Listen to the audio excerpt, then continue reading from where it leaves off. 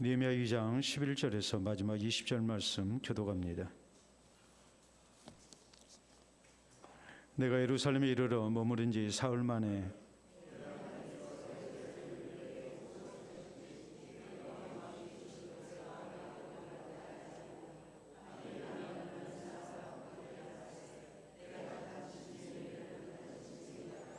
그 밤에 골짜기 문으로 나가서 용정으로 분문에 이르는 동안에 보니 예루살렘 성벽이 다 무너졌고 성문은 불탔더라.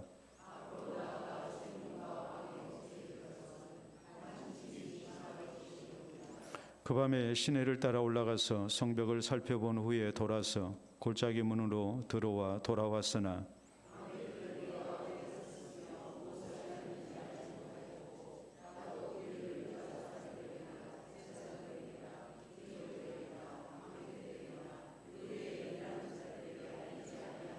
후에 그들에게 이르기를 우리가 당한 공경은 너희도 보고 있는 바라.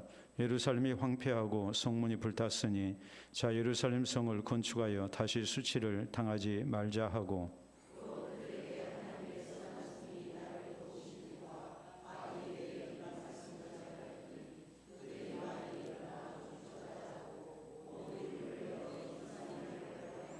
호론 사람 산발락과 종이었던 암몬 사람 도비아와 아라비아 사람 게셈이 이 말을 듣고 우리를 업신여기고 우리를 비웃어 이르되 너희가 하는 일이 무엇이냐 너희가 왕을 배반하고자 하느냐 하기로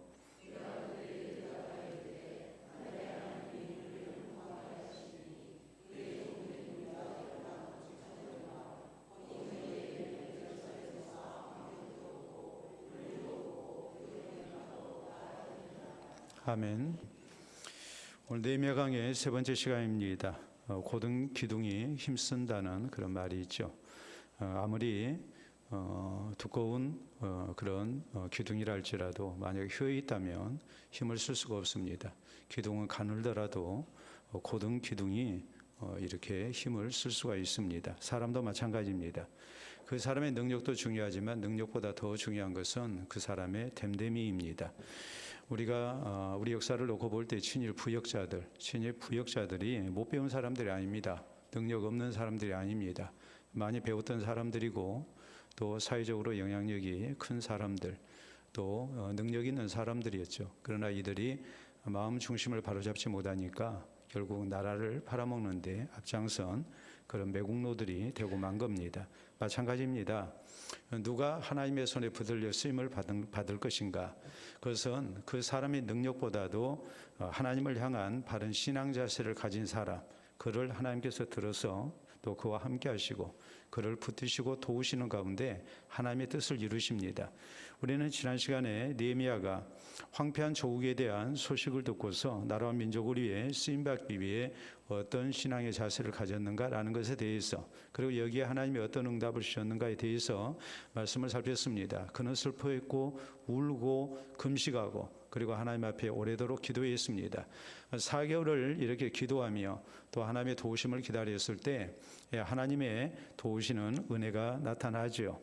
왕의 호의를 받게 됐을 때 그는 왕의 호의보다도 하나님을 더욱 의지하는 이런 철저한 신앙의 아름다운 고백이 있었고 그럴 때에 그가 기대하지 못했던 놀라운 하나님의 은혜 가운데 이렇게 왕의 전폭적인 지지와 후원을 받아낼 수가 있었습니다. 물론 대적자들의 방해도 있었습니다. 그러나 이런 모든 것을 극복하고 느헤미야는 나라와 민족을 위한 그런 하나님의 사람으로 이렇게 쓰임을 받죠. 우리 성도가 기도할 때 인내해야 된다는 것, 그리고 처음부터 끝까지 오직 하나님만 의지해야 된다는 것, 또 아무리 큰 어려움이 있다 할지라도 이것을 잘 감당하고 우리가 인내해 나갈 때에 하나님께서 그를 통해서 하나님의 아름다운 역사를 이루신다는 그런 확신을 가질 수 있는 내용이었습니다.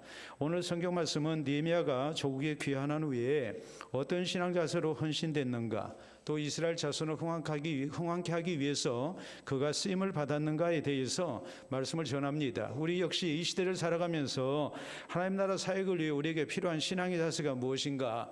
그것은 우리의 능력보다는 하나님을 향한 바른 신앙 자세가 있어야 하나님께서 글을 들어서 쓰신다는 것을 우리에게 배우게 하는 그런 이제 성경의 내용입니다. 자, 느헤미야가 어떤 바른 신앙 자세를 가지고 있었을까요? 왜 하나님께서 느헤미야를 들어서 이렇게 하나님의 놀라운 역사를 이루시는 그런 은총을 나타내셨을까요? 먼저 우리는 느헤미야가 뜨거운 소명의식을 가지고 있었다는 것을 주목해야 됩니다. 자, 11절로 12절에 있는 말씀 보도록 합니다. 내가 예루살렘에 이르러 머무른 지 사흘 만에 내 하나님께서 예루살렘 위에 무엇을 할 것인지 내 마음에 주신 것을 내가 아무에게도 말하지 아니하고 밤에 일어나 몇몇 사람과 함께 나갈새 내가 탄 짐승 외에는 다른 짐승이 없더라라고 말씀합니다. 자, 예루살렘까지 오는 데 있어서 느헤미야는 대략적으로 1300km 이상의 여행을 했습니다. 그러니까 이게 상당히 피곤하고 힘든 일이었을 겁니다. 아마도 말을 타든지 노새를 타든지 그렇게 해서 그 먼 거리를 이렇게 왔습니다. 와가지고 예루살렘에 도착한 지 사흘 만에 그는 잠시도 쉬지를 아니하고 업무 파악이랄지 이런 일을 해야 할 일이 많음에도 불구하고 가장 먼저 예루살렘 성을 극비 순찰을 합니다. 그 목적에 대해서 성경은 뭐라고 말씀을 했는가? 하나님께서 예루살렘을 위해 무엇을 할 것인지 내 마음에 주신 것을 위해서 느헤미야가 이렇게 쉬는 것도 이제 계속 쉬지를 않고 그는 아주 짧은 쉼만 얻고 난 다음에 이렇게 그가 무너진 예루살렘 성을 재건하기 위한 목적으로 예루살렘 총독으로 부임을 했기 때문에 이제 이렇게 극비의 야간 순찰을 하게 됐다라고 성경은 이렇게 말씀합니다. 내 하나님께서 나를 통해서 무슨 일을 이루실 것인지 하나님이 이루고자 하신 일을 하나님이 내게 마음에 주셨단 말이에요. 이것이 나에게 기도 제목이 되게 하셨고 또 하나님께서 나에게 비전을 품게 하셨단 말이에요. 그렇기 때문에 느헤미야는 그가 예루살렘 성에 돌아와서 무너진 성벽을 재건하고자 하는 일, 이런 일이 자기 개인의 사사운 일이라고 생각하지 않았습니다. 내 하나님께서 나를 통해서 이루실 일이라고 생각을 한 거예요. 이건 하나님께서 내게 주신 소명이라고 생각을 한 거예요. 그 소명의식 속에서 그는 조금이라도 지체할 수가 없었어요. 그는 몸은 피곤하지만 쉴 수가 없었어요. 그는 곧바로 야간의 극비에 예루살렘 성 무너진 성을 이렇게 순찰을 한 겁니다. 그리고 이 성을 어떤 계획 가운데 이제 재건을 해야 될 것인지 여기에 대한 생각을 많이 하게 된 거예요. 여러분, 우리가 어떤 삶이 하나님이 일을 하는가를 생각해야 돼요. 좋은 환경, 또 열심히 있는 사람, 거기에다가 무엇보다도 능력 있는 사람, 이런 사람들이 하나님의 일을 우리가 한다고 생각을 합니다. 그러나 그것보다도 더 근본적으로 중요한 것은 다른 게 아니고 하나님께서 나를 들어서 쓰실 것이라는 확신 속에 우리가 가져야 할 신앙 자세가 뭐냐면 하나님께 소명의식을 갖는 거예요. 이 시대를 위해서 하나님이 나를 세우셨다. 우리 교회를 위해서 하나님이 나를 세우셨고 우리 나라와 민족을 위해서 하나님이 나를 세우셨고 우리 가정을 위해서 하나님이 나를 세우셨다. 하나님이 나를 통해서 우리 가정에 이루고자 하신 일이 있기 때문에 오늘 이 시대 나를 불렀다고 생각을 해야 되고 우리 교회를 위해서 이루고자 하신 일이 있기 때문에 하나님이 나를 부르셨다고 우리는 생각을 해야 됩니다. 또 이 나라 민족을 위해서 하나님이 우리 교회를 허락하셨다고 우리가 믿어야 됩니다.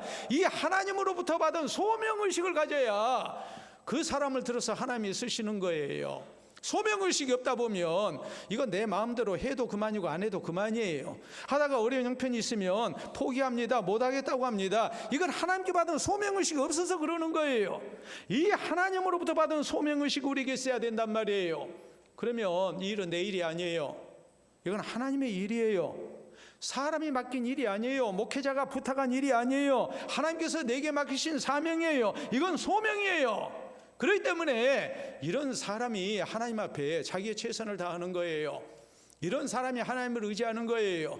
나를 부르시고 나를 통해서 하나님의 일을 이루신다는 이 믿음의 자세가 우리에게 있지 아니하고는 우리가 하나님 앞에 바르게 쓰임을 받을 수가 없습니다. 여러분, 요셉이 애굽의 노예로 팔려갑니다. 그리고 그가 애굽의 총리가 됐습니다. 자기를 팔았던 형들을 만납니다. 그럴 때 요셉은 뭐라고 말합니까? 당신이 나를 이것에 팔았습니다. 그는 그렇게 말하지 않습니다. 하나님께서 많은 생명을 구원하시기 위해서 나를 이곳에 먼저 보내셨습니다. 그는 하나님의 소명으로 생각했어요. 내가 애굽에 팔려온 것까지도 하나님의 소명이라고 생각했어요. 나를 통해서 하나님이 이루실 일이 있기 때문에 하나님이 나를 이렇게 애굽에 노예로 팔려오게 됐다고, 팔리게 하셨다고 그는 믿었습니다. 그러니까 형들 원망 안 하죠. 그가 총리가 됐을 때에 그에게는 하나님이 과연 나를 통해서 이루실 일이 무엇일까? 이것은 흉년당한 많은 사람들을 구원하기 위해서 하나님이 나를 이곳에 보내셨다고, 총리가 되게 하셨다고 그는 조금도 흔들리지 않습니다. 우리 예수님께서 요한복음 17장 4절 이하에 십자가 지시기 전에 기도합니다. 요한복음 17장은 예수님의 기도문입니다. 십자가 지시기 전에 기도했던 내용입니다. 그 기도에서 예수님은 이렇게 말씀합니다. 아버지께서 내게 하라고 주신 일을 내가 이루어 아버지를 이 세상에서 영화롭게 해드렸습니다. 그리고 십자가 지고 그가 고백한 것이 무엇입니까? 예수님이 고백하신 내용이 무엇입니까? 다 이루었다거든요. 하나님이 내게 주신 소명을 다 이루었다는 말이에요. 하나님이 나에 대해서 예언하신 모든 말씀을 이루었다는 말이에요. 여러분, 사도 바울이 쓰고 있는 소신서가 신약에 13권이나 됩니다. 신약 성경이 27권인데 거의 절반이에요. 그런데 이 사도 바울이 소신서를 써버리면서 꼭 뭐라고 그럽니까? 예수 그리스도의 종으로 하나님의 뜻을 따라 부르심을 받은 나 바울은 그래요. 나를 부르신 이가 하나님이세요. 나를 통해서 이방 세계에 예수 그리스도의 복음을 증거하기 위해서 하나님이 나를 세우시고 나를 부르시고 나를 파송하셨다고 믿은 사람이에요. 그렇기 때문에 이 소명의식 속에서 바울의 헌신의 모습이 어떤 모습으로 나타나나요? 우리가 잘 아는 사도행전 20장 23절 24절에 대한 말씀을 보면 오직 성령이 각 성에서 내게 증언하시기를 결박과 환난이 나를 기다린다 하시나 나의 달려갈 길과 주 예수께 받은 사명 곧 하나님의 은혜의 복음 증언하는 일을 마치려 하면은 내 생명조차 조금 더 귀한 것으로 여기지 아니하노라. 하나님이 내게 주신 사명이 있어요. 그 사명을 위해서 그는 조금 더 흔들리지 않아요. 나중에 그가 죽음을 앞두고 고백한 내용이 무엇입니까? 디모데후서 4장 6절에서 8절에 있는 말씀 사이를 보면 전제와 같이 내가 벌써 부어짐이 되고 나의 떠날 시간이 가까웠도다. 내가 죽을 때가 됐다 이 말이에요. 전제라는 것은 하나님 앞에 번제 드릴 때 맨 마지막에 부어드리는 포도주를 부어드리는 순서입니다. 번제는 하나님을 향한 헌신의 제사예요. 바울은 내가 하나님 앞에 소명을 받아서 내가 하나님 앞에 번제를 드리는 것이 내 인생이라고 생각을 했어요. 그리고 말합니다. 내가 선한 싸움을 싸우고 나의 달려갈 길을 마치고 믿음을 지켰으니 이제 후로는 나를 위하여 의의 멸류관이 예비되었으므로 주곧 의로우신 재판장께서 그날에 내게 주실 것이요 나뿐 아니라 주의 나타나심을 사모하는 모든 자에게 도니라. 하나님이 나를 부르시고 이 길을 가게 하셨어요. 이게 내가 하나님께 받은 소명이에요. 그 소명을 이루기 위해서 헌신되지 않습니까? 그러니까 우리가 어떤 사람이 하나님 앞에 쓰임받는가를 생각해야 돼요. 소명의식이 있어야 돼요. 이 시대를 위해서 하나님이 우리 가정과 우리 교회를 위해서 이 나라 민족을 위해서 하나님이 나를 부르셨다. 하나님이 나를 쓰신다. 이 신앙의 자세가 우리에게 있어야 돼요. 내 기분에 따라서 하고 싶으면 하고 말고 싶으면 말고 그게 아닙니다. 뭐 목회자가 사정하니까 기관에서 사정하니까 우리가 쓰임받는 게 아니에요. 그런 형식적인 과정은 거쳤지만 근본적으로 하나님이 나를 부르신다. 이 신앙의 자세가 우리에게 있어야 해요. 그 사람이 흔들림이 없이 아무리 힘들고 어려워도 하나님 앞에 쓰임을 받는 거예요. 끝까지 충성하는 거예요. 여러분, 우리가 국가대표라고 했을 때 국가대표에게 필요한 것이 무엇이겠습니까? 물론 실력이 있어야죠. 그러나 실력보다 더 중요한 것은 사명감이고 애국심입니다. 단순한 특전을 위해서, 다시 말해서 병역 면제를 위해서 혹은 포상금을 위해서, 그래서 국가대표가 됐다면 그런 사람이 기량이 아무리 뛰어나다 할지라도 제대로 하겠습니까? 그 목적을 이루고 나면 이제는 안 한다고 그러죠. 그래서 국민들을 실망시키는 경우가 얼마나 많습니까? 자, 우리가 사진 하나 보도록 하겠습니다. 여러분 사진을 보시게 되면 누굽니까? 예, 세계적인 축구 선수가 된 손흥민 선수입니다. 손흥민 선수가 지금 국가대표로서 태극기를 지금 가리키고 있습니다. 손흥민 선수가 국가대표의 책임감에 대해서 이렇게 말을 했습니다. 보도록 하겠습니다. 평소 내 입에서 나오는 국가대표의 책임감이라는 말은 순도 100%의 진심이다. 나는 태극마크가 자랑스럽고 조국을 대표해서 뛰는 일을 인생 최고의 영광이라고 굳게 믿는다. 나는 아무리 나이가 들어도 태극마크를 스스로 반납할 생각이 없다. 국가대표는 내가 먼저 고사할 수 있는 팀이 아니라고 생각하기 때문이다. 아무리 힘들어도 내게 있어서 국가대표팀은 절대 선이다 그랬어요. 이보다 더 중요한 일이 없다는 말입니다. 국가대표로서 경기에 참여하기 위해서 경기가 열리는 조국을 방문하고 혹은 경기가 열리는 제3국으로 이렇게 갈 때에 그게 쉬운 일이겠습니까? 장거리 비행해야죠. 그리고 프로 선수인데 소속팀 경기에도 큰 지장을 이렇게 끼칠 수밖에 없죠. 지장을 받을 수밖에 없죠. 세계적인 선수 가운데 한 명인 수비수인 김민재 선수가 27살에 국가대표 경기를 뛰고 난 다음에 이런 소리를 했습니다. 나는 더 이상 국가대표 안 뛰겠다. 너무 힘들다. 내 소속팀에 내가 최선을 다하기 위해서 국가대표 그만하겠다 그랬어요. 손흥민 선수한테 얼마나 비난을 받았는지 몰라요. 그러니까 비난받고 난 다음에 취소했어요. 내가 잘못했다고. 손흥민 선수 나이가 32살이 넘었지만 그는 계속해서 국가대표로 국가의 부르심이 있으면 언제까지 뛰겠다고 그럽니다. 이게 애국심이에요. 이게 소명감이에요. 에베소 4장 11절 이하에 하나님께서 사도를 세우시고 선지자를 세우시고 복음 전하는 자로 목사로 교사로 세우셨다고 말씀합니다. 누가 세웠다고 그럽니까? 하나님이 세우셨다고 그래. 하나님이 주의 몸된 교회와 하나님 나라 사역을 위해서 하나님이 나를 부르시고 세우신 거예요. 여기는 목사만 하나님이 세우신 게 아니에요. 여러분도 하나님이 세우신 거예요. 자꾸 사람이 세웠다고 생각하고 내가 하고 싶어서 한다고 생각하기 때문에 오늘 우리에게 답답한 모습이 나오는 겁니다. 니면은 그렇게 생각 안 했어요. 하나님께서 이루실 일을 위하여 나에게 주신 그 마음, 그 소명감 때문에 하나님 앞에 헌신되고 있는 거예요. 부귀영화를 버리고 조국을 찾아온 거예요. 그 먼 거리로 왔지만 피곤하지만 사흘 만에 한밤중에 야간 극비에 아무도 몰래 극비로 야간 순찰을 나가고 있는 거예요. 예루살렘 성벽이 얼마나 무너졌는지 내가 무엇을 해야 되는지 살피는 거예요. 누가 시켜서 한 게 아니에요. 우리가 새해를 맞이해서 하나님께 받은 직분들이 있습니다. 물론 우리는 내 깊은 뜻 가운데 동의해서 직분을 맡았습니다. 그러나 우리는 다른 각도에서 생각을 해야 됩니다. 이 새해 하나님께서 이루실 일이 있기 때문에 이 새해 변함없이 하나님은 우리를 세우시고 우리 교회를 통해서 또 하나님의 역사를 나타내실 겁니다. 그걸 믿고 오늘 하나님 앞에 가정과 교회를 위해서 또 일터를 위해서 하나님이 나를 부르시고 세우셨다. 이 소명의식 가운데서 우리가 하나님 앞에 헌신되는 일꾼들이 되어야 됩니다. 그래서 주의 나라를 흥왕케 하는 사람으로 아름다운 쓰임을 받는 우리 모두가 될 수 있기를 바랍니다. 두 번째로 어떤 사람을 하나님이 들어서 쓰실까요? 누구보다도 먼저 자신을 헌신하는 사람을 하나님은 기뻐 쓰십니다. 자, 11절 말씀 봅니다.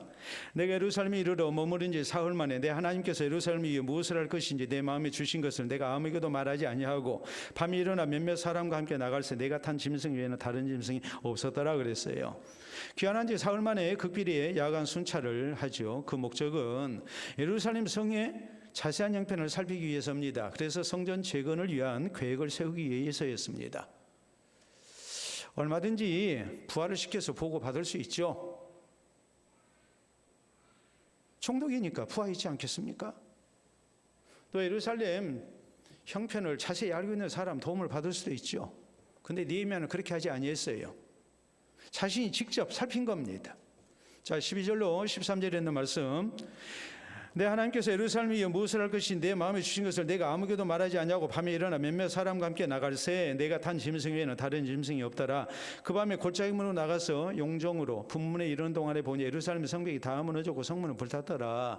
용정은 이제 우물입니다. 분문은 쓰레기가 나가는 문이에요. 근데 예루살렘 성벽이 다 무너졌어요. 성문이 불탔어요. 14절 앞으로 나아가 샘문과 역시 우물이 있는 그런 이제 우물이 가까운 그런 문이에요. 왕의 못에 이르러서는 왕의 못이라는 것은 히스기야가 이렇게 아수르의 침략을 받았을 때 길게 항전하기 위해서 성 밖에 있는 기온샘에 있는 물을 성 안으로 끌어들이죠. 터널을 이렇게 뚫어가지고. 그래서 시작된 섬이 기온샘이고, 그 다음에 이 물이 예루살렘 성에 들어와서 고인 것이 바로 왕의 못, 실로암 우물입니다. 실로암 못이에요. 지금 그 말이에요. 짐승이 지나갈 것이 없다. 이 말은 얼마나 성벽이 철저하게 무너졌던지. 말을 타고 거기를 순찰을 하는데 더 이상 가기가 곤란할 정도였다 이 말이에요. 그래서 15절에 그 밤에 시내를 따라 올라가서 성벽을 살펴본 후에 돌아서 골짜기 문으로 들어와 돌아왔으나 방백들은 내가 어디 갔었으며 무엇을 하였는지 알지 못하였고 나도 그 일을 유다 사람들에게나 제사장들에게나 귀족들에게나 방백들에게나 그 외에 일하는 자들에게 알리지 아니하다가 후에 그들에게 이르기를 우리가 당한 공경은 너희도 보고 아는 바라. 예루살렘이 황폐하고 성문이 불탔으니 자 예루살렘 성을 건축하여 다시 수치를 당하지 말자 하고 그랬어요.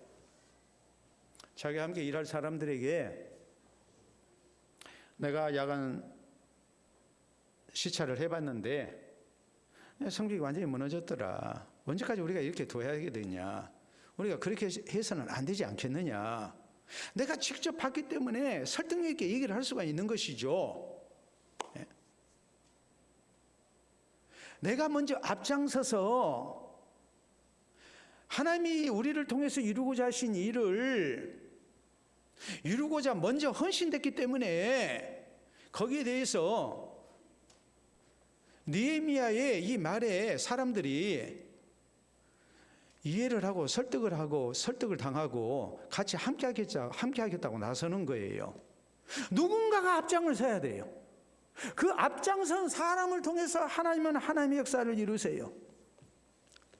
느헤미야가 자기가 직접 보고 와서 그 얘기를 아무 말도 하지 않고 있다가 사람 모아가지고 나중에 얘기를 하는 겁니다. 내가 이렇게 순찰을 해봤는데 지금 너무 형편이 어렵다. 이거 우리가 언제까지 그대로 둬야 되겠느냐. 이 시대 우리가 예루살렘 성벽을 재건해야지 않겠느냐. 난 이 일을 위해서 차원에서 총독으로 온 사람이다. 그러니까 너희가 좀 같이 하자. 그러니까 어느 누구도 반대를 못해요. 왜요? 느헤미야가 자기가 직접 봤거든요. 그리고 직접 헌신됐거든요. 가장 먼저 헌신됐거든요. 그러니까 어느 누구도 반대를 하지 않고 같이 합시다가 된 거예요. 우리 하나님이 어떤 사람을 들어서 귀하게 쓰실까요? 먼저 앞장서는 사람을 들어서 쓰시는 거예요. 먼저 앞장서는 사람이 있어야 나머지 사람이 따르게 돼요. 예? 우리가 깃발을 든 사람이 있어야 한다고 그러잖아요. 자, 사무엘상 17장에 다윗이 골리앗과 싸웁니다. 너는 칼과 창과 단창으로 내게 나아오거냐. 나는 네가 모욕하는 만군의 여호와의 이름 곧 이스라엘 군대에 하나님의 이름으로 내게 나가노라 그랬거든요. 그래가지고 골리앗을 쳐 죽이니까 이 바위 틈에 숨어 있었던 사람들, 굴 속에 숨어 있었던 사울왕과 이스라엘 백성들이 와 하고 일어나잖아요. 먼저 헌신된 사람이 있어야 해요. 여러분, 우리가 고린도서 16장에 있는 말씀을 보면 스데바나 집 사람들은 아가야 지방의 첫 열매로서 성도 섬기기로 작정한 줄을 너희가 아는지라.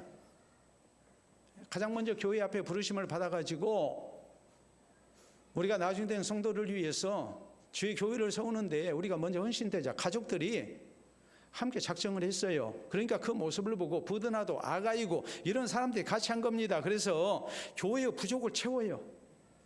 그리고 목회자와 다른 성도들의 마음을 시원케 하는 그런 헌신을 합니다. 먼저 앞장선 사람이 있었어요. 오늘 우리의 모습을 보면 뭐합니까? 누가 앞장서기를 기다려요. 계속 눈치만 봐요. 그리고 그냥 중간쯤 따라가면 그래도 하는 거라고 생각을 해요. 그 사람은 계속 그 모습으로만 쓰임받아요. 그게 아니고 어려운 일이지만 하나님이 이 시대 우리를 통해서 이루기를 원하시는 일이라고 그렇게 소명감이 생기면 우리는 뭐 해야 되겠어요? 내가 먼저 앞장설 줄 아는 사람이 돼야 돼. 내가 앞장을 설 때에 그 사람을 보고 또 함께하는 사람이 생기는 거고, 그럴 때 하나님의 놀라운 역사가 기관에서 일어나는 것이고 교회에서 일어나는 것이고 이 나라 민족 가운데 일어나는 거예요. 근데 자꾸 우리가 눈치 보고 겨우 따르는 흉내만 내려고 하다 보니까 우리가 평생에 그 모습밖에 안 되는 거란 말이에요. 탈무드에 보면 이런 말이 나옵니다. 어두운 밤에 들어갈 때, 어두운 방에 들어갈 때 반응이 세 가지가 있다. 어떤 사람은 지금 캄캄한 방, 지금처럼 스위치 켜면 그냥 불이 확 들어오는 그런 때가 아니지 않습니까? 캄캄한 방에 들어가면 불편한 일이 많죠. 방이 그냥 캄캄하니까 그냥 불평만 하고 도로 나오는 사람이 있고, 두 번째는 캄캄한 방에 들어가서 자기가 해야 할 일이 있기 때문에 더듬더듬 하면서 일을 해요. 그런데 계속 입에서는 불평이 나오는 겁니다. 세 번째 사람 어떤 사람이 있느냐? 캄캄한 방에 들어가면 아무 말하지 않고 불평하지 않고 불을 켜는 사람이 있어요. 등잔을 찾아서 불을 켜는 사람이 있어요. 그리고 말합니다. 하나님이 누구를 들어서 쓰시겠는가? 불평하는 사람 들어 쓰시겠습니까? 이렇게 힘드니까 하고서 불평하는 사람을 쓰시겠습니까? 아니면 나만 어떻게 그냥 내 책임만 조금 하고서 그러면서 계속 아이고 누가 안 해 하면서 불평하는 사람을 하나님이 쓰시겠습니까? 아니면 아무도 헌신된 사람이 없을 때 내가 해야 할 일이 무엇인가를 알고 자원해서 먼저 헌신된 사람을 들어서 하나님이 쓰시겠습니까? 주의 몸된 교회에서 여러 여건이 맞지 아니해도 이 새해에 불평하지 말고 여러 가지 부족한 것을 보면 하나님이 저걸 나한테 하라고 하시는구나 생각하고 내가 먼저 헌신돼야 돼요. 느헤미야와 같은 그런 헌신의 자세가 우리에게 있어야 해요. 아무 말 안 하잖아요. 극비리에 야간 순찰을 나가잖아요. 어디가 잘못됐는지 살피잖아요. 그리고 계획을 세우고 그걸 가지고 와서 며칠 후에 사람들을 모아놓고 야 우리 형편이 이렇더라. 내가 밤에 순찰을 나가봤더니 이렇게 생겼더라. 더 이상 이렇게 둬서는 안 되지 않느냐. 우리가 좀 이런 일은 이렇게 하고 이런 일은 저렇게 해야 하지 않겠느냐라고 사람들을 설득을 하니까 다 거기에 동의를 하잖아요. 그리고 같이 헌신되잖아요. 그럴 때 무너진 예루살렘 성벽이 세워졌어요. 이 새 우리에게 이런 아름다운 모습으로 하나님 나라 사역을 위해서 우리가 헌신될 수 있기를 바랍니다. 자, 세 번째, 하나님이 어떤 사람을 들어서 쓰실까요? 우리가 다음에 있는 말씀을 보면 하나님이 이 시대를 위해서 나를 부르셨다는 소명의식 속에, 이 확신 속에 하나님이 나를 부르셨으니까 나와 함께 하시고 하나님이 분명히 나를 통해서 하나님의 역사를 이루시도록 역사하신다는 것을 믿는 사람이에요. 자, 거기에 이어지는 말씀 보도록 합니다. 자, 18절. 또 그들에게 하나님의 선한 손이 나를 도우신 일과 왕이 내게 이런 말씀을 전하였더니 그들은 말이 일어나 건축하자하고 모두 힘을 내어 이 선한 일을 하려 하며 그랬어요. 느헤미야가 얘기해요. 야, 내가 조국에 대한 예루살렘의 성벽이 무너졌다는 얘기를 듣고 내가 얼마나 슬피 울었는지 모른다. 이 문제를 놓고 내가 4개월 동안 하나님 앞에 기도했다. 그랬더니 하나님께서 선한 역사를 나타내셨다. 4개월 만에 하나님의 응답이 나타났다. 왕의 마음이 감동을 받아가지고 너 왜 그렇게 얼굴에 근심이 많으냐 해서 내가 우리 조상들이 살던 우리 조국의 예루살렘 성이 이렇게 황폐화됐다는 소식을 들었는데 내가 슬프지 않겠습니까? 라고 얘기를 했더니 왕이 의외로 그래 그러겠다. 네가 도대체 무엇을 원하느냐? 내가 예루살렘 성으로 돌아가서 무너진 성을 재건하고 싶습니다. 그랬더니 왕이 묻기를 야 이놈아 네가 내 술관원인데 내 술시중 들고 해야지 네가 이 일을 해야지 무슨 소리 하고 자빠졌어? 그렇게 얘기한 게 아니라 네 계획이 뭐냐? 얼마나 시간을 주면 좋겠느냐? 너에게 필요한 것이 뭐냐? 내가 도와주겠다. 그래서 느헤미야가 자기 마음속에 있는 계획을 다 얘기를 하니까 왕이 오케이! 그리고서 다 전적으로 후원을 하잖아요. 그래서 내가 이 예루살렘 총독으로 왔다고, 유대 총독으로 왔다고 지금 느헤미야가 지금 함께한 사람들한테 얘기를 하는 거예요. 우리가 하나님을 위해서 헌신되고자 하니까 하나님이 이렇게 도와주더라. 이 말을 듣고 함께 있었던 사람들이 뭐라고 그럽니까? 우리가 일어나 함께 건축합시다 그러잖아요. 하나님이 분명히 도와준다는 것을 확신을 하잖아요. 방해 없었습니까?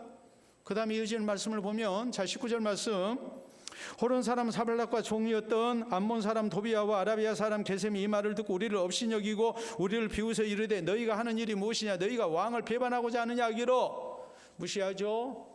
말도 안 되는 소리라 그러죠. 그러면서 너희가 지금 왕을 배신하는 행위다 하면서 모함을 하죠. 겁을 주죠. 이 사람들은 사마리아 사람 또 암몬 사람으로서 뭐한 사람이라고 그랬어요? 사마리아의 총독이라고 그랬거든요.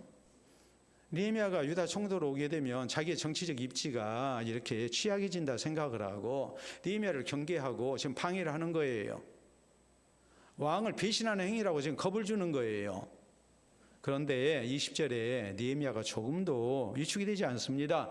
내가 그들에게 대답하여 이르되 하늘의 하나님이 우리를 형통하게 하시리니. 하늘의 하나님, 전능하신 하나님이라고 그랬죠. 그의 종들은 우리가 일어나 건축하려니와 오직 너희에게는 예루살렘에서 아무 기업도 없고 권리도 없고 기억되는 바도 없다 하였느니라. 분명히 하늘의 하나님, 전능하신 하나님이 우리를 도와주셔서 형통케 하실 것이다. 너희가 볼 때는 이게 말이 안 되는 소리 같고 너희가 생각할 때는 절대로 안 될 일같이 여겨진다 할지라도 또 너희가 아무리 우리를 방해하고 우리를 겁주는 소리를 한다 할지라도 하늘의 하나님께서 이 우리가 하는 일을 우리를 통해서 이루고자 하신 일을 분명히 이루시도록 형통케 하신다. 여러분, 누가 하나님의 일을 하겠습니까? 먼저는 소명의식 가져야죠. 또 먼저 헌신돼야죠. 근데요, 하늘의 하나님께서, 전능하신 하나님께서 이 일을 계획하시고 나를 세우시고 나를 도우셔서 이 일을 형통케 하신다라는 믿음이 없으면 하다가 말아버려요. 나서지도 않아요. 못해요. 어려운 일일수록 안 해요. 할만하면 그때야 해요. 이건 온전히 사람의 지혜와 능력으로만 하는 거예요. 하나님의 일을, 하나님을 향한 믿음을 가지고 하나님이 도우심 가운데서 이룰 생각을 해야 되는데 하나님의 도우심을 생각을 하지 않고 우리가 내 능력과 내 형편만 생각하다 보니까 이건 이래서 안 되고 저건 저래서 안 되고 아무것도 못해요. 우리가 개인적으로도 그렇고 교회적으로도 무슨 일을 하고자 할 때 그런 경우가 많이 있지 않습니까? 도우시는 하나님을 생각하지 않는 거거든요. 여러분, 다윗이 사무엘 선지자에 의해서 차기 이스라엘 왕으로 세움을 입었습니다. 그때 어린 목동에 불과했지만 성경은 사무엘 선지자를 통해서 기름 부음을 받았을 때에 이날 이후로 다윗이 여호와의 영에 크게 감동되니라 그랬어요. 성령이 함께 하시는 사람이 된 겁니다. 성령이 함께 하시는 사람이 되니까 골리앗과 싸운 거예요. 그리고 승리한 거예요. 예수님께서 12 제자를 세우십니다. 그리고 저희에게 병을 고치는 능력을 주시고 귀신을 내어쫓는 권세를 주셨다고 그랬어요. 그냥 너희들끼리 12명 세웠으니까 잘해봐라. 예수님이 그렇게 안 하셨어요. 주님이 함께 하시고 도우시는 거예요. 바울이 뭐라고 그럽니까? 바울이 하나님의 부르신 가운데 소명의식을 가졌습니다. 그리고 그는 먼저 희생될 줄 아는 사람이었어요. 먼저 헌신됐어요. 그런데 그것이 어떻게 가능했을까요? 바울이라는 사람이 성미가 급해서 먼저 헌신됐습니까? 바울은 그렇게 말하지 않아요. 골로새 1장 29절에 있는 말씀을 보면 바울은 이렇게 말합니다. 그리스도의 남은 고난을 내 육체에 채운다. 그러면서 내게 능력 주신 이 안에서 내가 모든 것을 할 수 있다는 빌립보 4장 13절 말씀대로 내 속에서 역사하시는 하나님의 능력으로 우리가 모든 일을 할 수 있다 그랬어요. 여러분, 우리가 오늘 하나님의 일을 할 때 바로 이런 신앙의 자세가 있어야 해요. 얼마 전에 우리나라 한강 작가가 노벨 문학상을 수상했습니다. 참 기쁜 일이죠. 아시아에서 최초로 여성 작가로서 노벨 문학상을 수상했어요. 근데 미국 작가로서 여성으로서 최초로 노벨 문학상을 수상한 작가는 바로 선교사의 딸이었던 펄벅 여사입니다. 펄벅 여사가 쓴 데이지라는 소설, 유명하죠. 그런데 펄벅 여사가 선교사님의 딸인데 중국에서 이렇게 생활하면서 중국 선교사였거든요, 아버지가.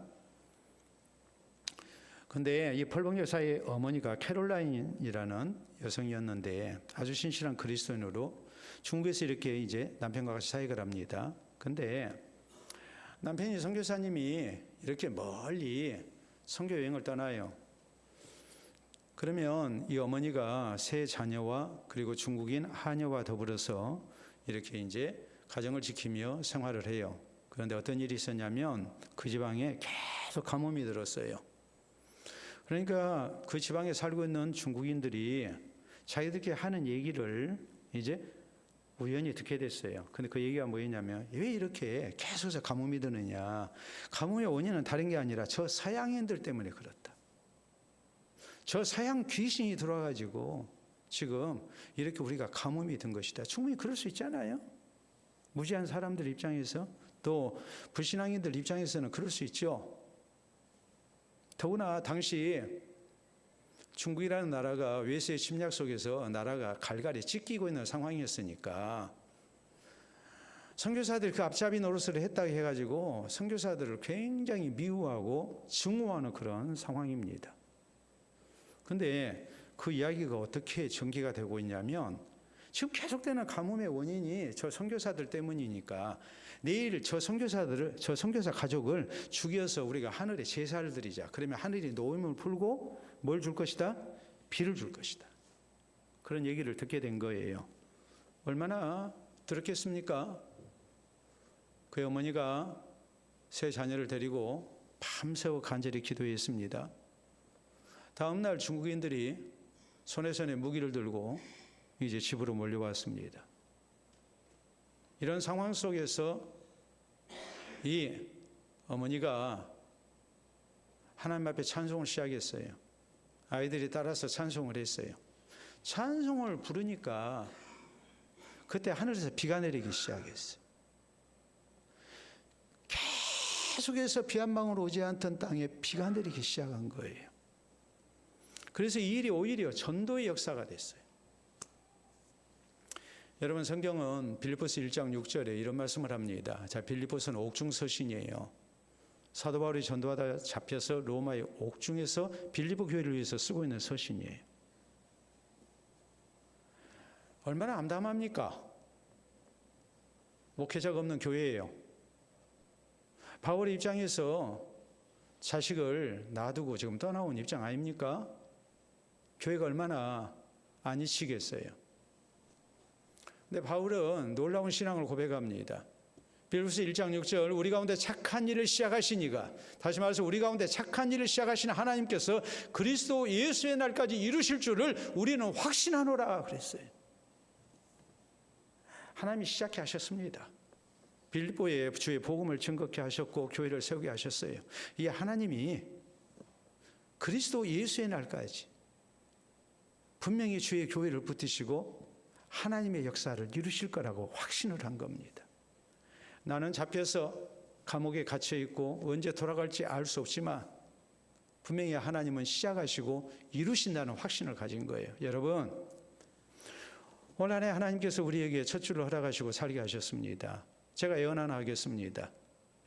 좋든지 싫든지 우리는 내일 또 하루를 맞이하게 될 것이고 다음에 2월달 맞이하게 될 것이고 나중에는 몇 월이 올 것 같습니까? 12월이 올 것이고 그리고 또 새해 2026년을 맞이하게 될 겁니다. 틀림없어요.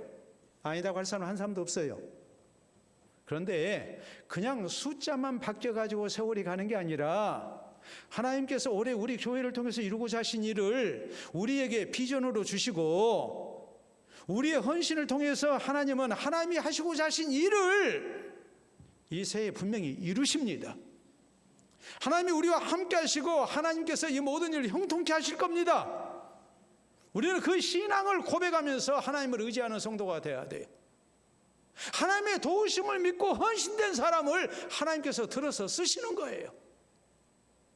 느헤미야는 바로 그렇게 해서 쓰임을 받았어요. 오늘 살아계신 하나님께서 이 모양 저 모양으로 이 새해 우리와 같이 하시고 우리를 도우실 것을 믿고 우리가 소명의식 가지고 우리가 먼저 헌신되는 일꾼들이 돼야 됩니다. 그럴 때 하나님은 나를 통해서 우리 가정에서 우리 교회에서 또 우리가 살고 있는 일터에서 이 땅 민족 가운데 하나님이 하시고자 하신 일을 분명히 우리를 통해서 이루십니다. 이 믿음 가지고 우리가 이 새 하나님의 아름다운 역사를 향해 힘차게 나아가는 우리 모두가 될 수 있기를 바랍니다. 우리 민족의 선각자요 위대한 지도자 가운데 한 사람이었던 도산 안창호 선생이 계십니다. 그분은 신실한 그리스도인이었죠. 이분이 우리 민족을 향해서 이런 얘기를 했어요. 얼마나 암울한 시기입니까? 참 힘든 때죠. 그때 도산 선생은 우리에게 이렇게 외쳤습니다. 보도록 하겠습니다.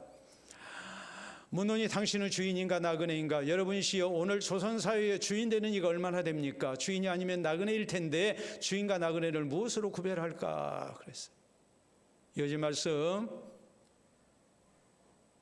민족사회에 스스로 책임감이 있는 자는 주인이요 책임감이 없는 자는 나그네입니다. 주인된 자는 자기 집안일이 어려운 경우에 빠질수록 그 집에 대한 염려가 깊어져서 그 어려운 경우에서 건져낼 방침을 세우고야 맙니다. 그랬어요.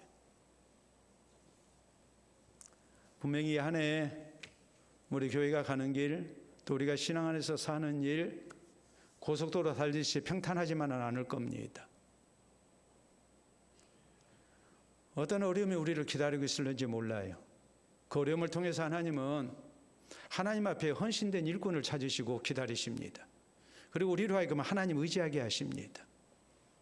어려운 일 속에서 우리가 좌절하지 않고 하나님을 바라고 하나님께 기도하며 하나님께서 이루실 일을 향해 나아가게 하십니다. 여러분은 우리 교회의 주인입니까? 나그네입니까? 교회의 주인은 물론 하나님이십니다. 그러나 오늘 주의 교회를 대하는 우리의 태도가 주의 교회 가운데 부르심을 받아서 하나님 나라 사역을 위해서 쓰임받기를 원하는 우리의 모습이 언제든지 외면하고 떠날 준비가 되어 있는 나그네인지, 아니면 힘들고 어려울수록 하나님이 이 일을 위해서 나를 부르셨다고 믿고 소명의식 가지고 내가 먼저 헌신되어야 되겠다는 십자가 지시는 모습으로 살아계신 하나님의 도우심을 믿고 나를 드리는 사람인지 주인된 성도인지 우리 자신을 살펴봐야 하지 않겠습니까? 오늘 새해 첫 주를 맞이해서 이제 우리가 또 앞으로 2025년 한 해를 달려가야 됩니다. 이 새해 분명히 하나님께서는 하나님의 소원을 우리 가운데 두시고 하나님의 뜻을 이루기를 원하십니다.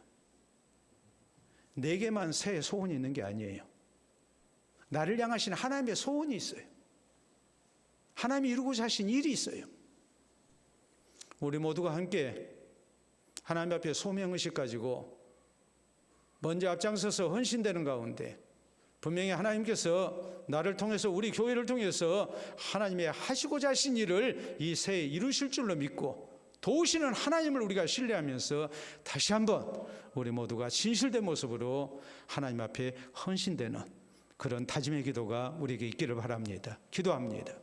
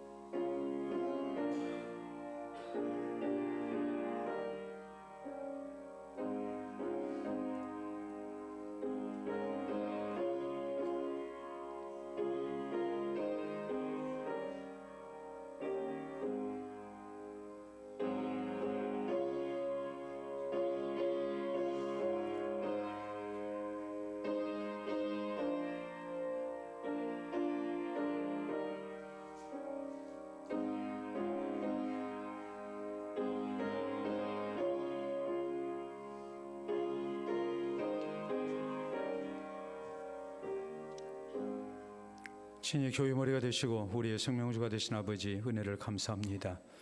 우리를 구원의 백성 되게 하시고 또 하나님의 동역자로 주의 교회의 귀한 직분을 맡아 주의 나라 사역을 위하여 쓰임받도록 은혜 주시니 감사합니다.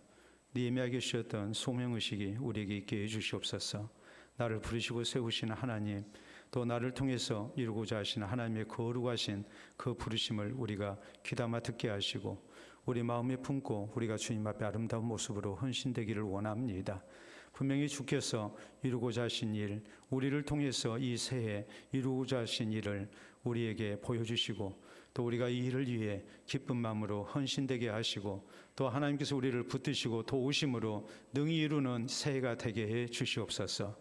우리가 살아계신 하나님을 의지하고 또 주의 소명을 따라 가정에서 일터에서 또 주의 교회에서 이 땅 가운데서 항상 하나님의 선한 도구로 쓰임받는 한 해가 되기를 원합니다.